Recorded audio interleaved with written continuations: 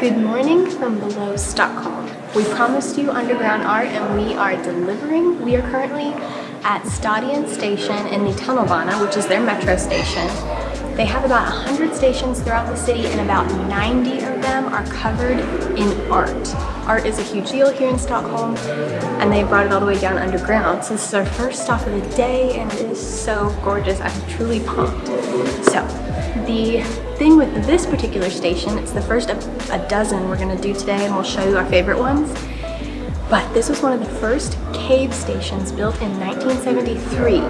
And when they decided to put some art in it and build it, they wanted to sort of remedy the fears that people had because the cave stations were very controversial when they were built. They wanted to sort of bring the outside and the sunlight down here to not make them so depressing. They were afraid that people wouldn't want to go in the cave stations, that they would be associated with sort of dark and sad things.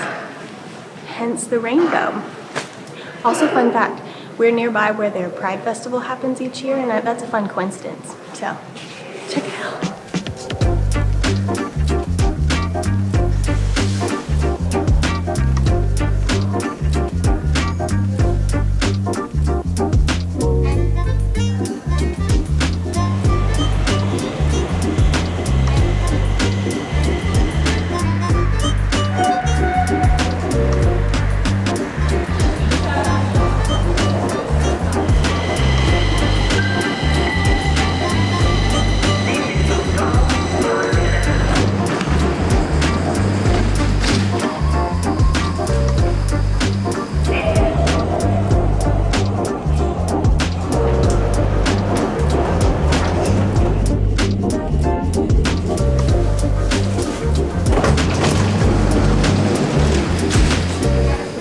One stop north on the red line to the Tekniska Högskolan station, which is near the Royal Institute of Technology. I'm going to reference my notes. So this one, as you might imagine, is all science themed. There are 5 different polyhedra throughout the station representing Plato's 5 elements. You can see depictions of Da Vinci's attempt at flying. You can see Copernicus' work. You can see, what else do we have? Newton's 3 laws. It's just full of science stuff. So if you are a science nerd, this is the stop you want to be at. It's super cool. So let's go check it out.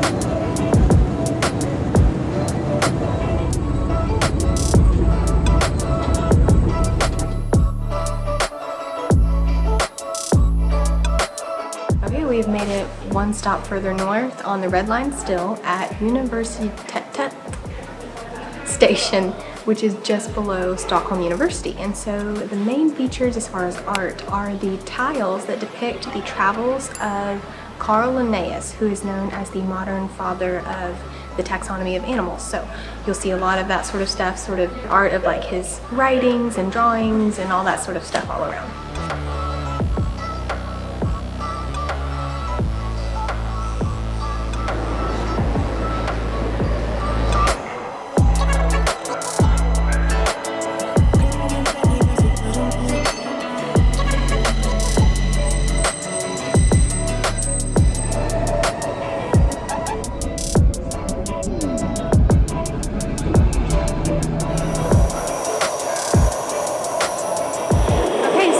Made it onto the green line. We switched at Central Station. We are now at Hollander Station, which is an excellent example of how all of the stations looked when they were built in the 50s. The station was built in 1952 and never had any art. They didn't put art in it until 1998, and by that time, the design of this station had become sort of vintage and classic, so they kept it. The tiles, the bench I'm sitting on, the trash cans, everything in here is original, and they just added the really cool neon art on the ceiling. All the signage, everything is super vintage and retro and super fun and cute. It's maybe one of my favorite ones as far as vibe. I really like it.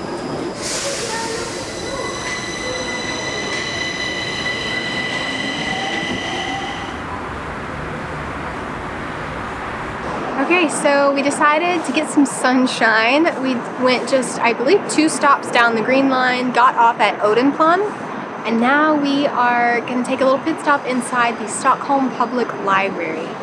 It has the most gorgeous sort of, I think they call it the book room or something like that, but it's a big round rotunda style center room that's just gorgeous. There's lots of places to just sit and be quiet, and I found that they don't seem to mind people taking pictures as long as you're quiet and respectful. Obviously it's a library, but it's such a beautiful place. If you're a bibliophile, just come spend a moment in here, smell the books, touch them, look around. It's a gorgeous, quick pit stop, costs nothing.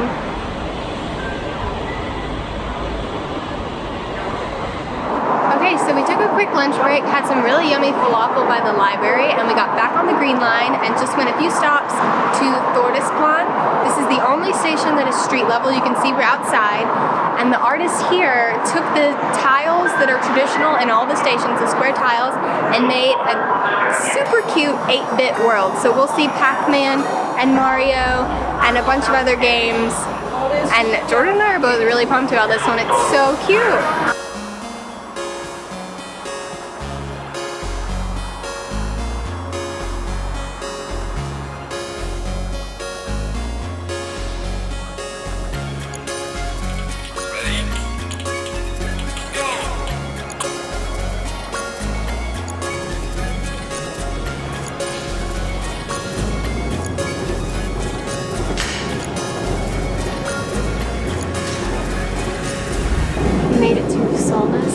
Station. As you can see, it is like a deep orange red color as well as like a bright green. The art here is supposed to represent the forest in the green and then the evening sky in the red. And originally that was all it was supposed to be, just the green and the red. But when the artists finished, they felt like it looked a little lacking. And that led to this station being one of the only ones with sort of political messages. It was built in 1975, and they ended up adding little scenes and vignettes all around the station representing different political issues at the time, including deforestation and depopulation of rural areas and different messages about how they felt about politics at the time. So it's really impactful with the bright red, and also lots of little details to explore as well.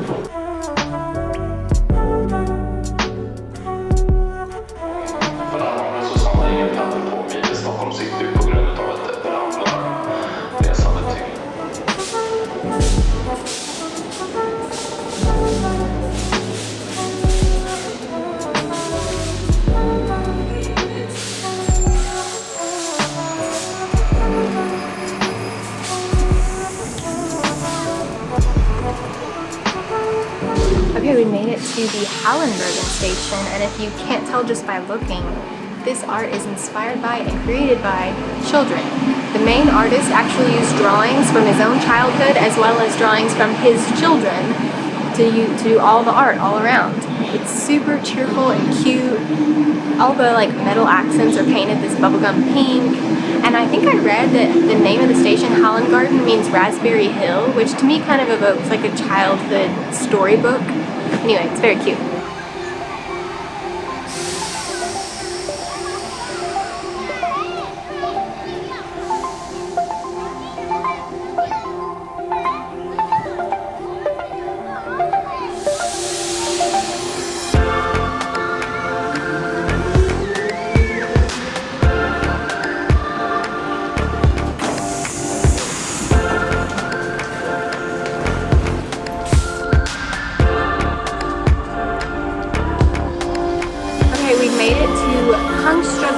Station, which is the terminus of the Blue Line and is supposed to be one of the most popular and most photographed stations. And I think you'll see why. It's feels kind of random, but it does have a theme actually. The colors, the statues, everything refers to the name and the ground that we're under, meaning the King's Garden. There's a lot of royal history to the land just above us. It used to be an actual like French royal garden. Nowadays it's a public park in the city of Stockholm, but everything here is super interesting, kind of quirky, but really fun. And one last little fun fact about this, apparently there is a species of spider that lives in this station that is, you can't find it anywhere else in Northern Europe, like it doesn't belong. And that apparently the theory is that it hitchhiked on the equipment that came from Southern Europe here when they built the station. Kind of interesting.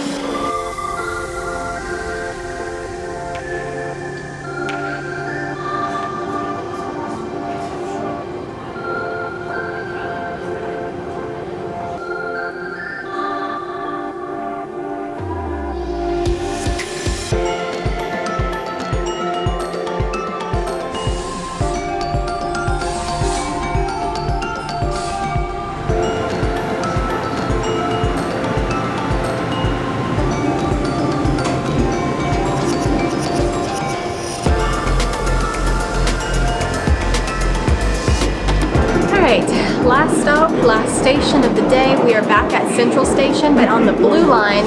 In case you couldn't tell, we're at a very blue station. This particular station was actually the first to have art back when they very first started installing art all over the 100 stations that they have. It's also the last of ours for the day. We are done with our whole tour. I really hope y'all enjoyed it. It was so much fun to go around and see all these incredible places. But I think tomorrow we're going to spend a little more time above ground.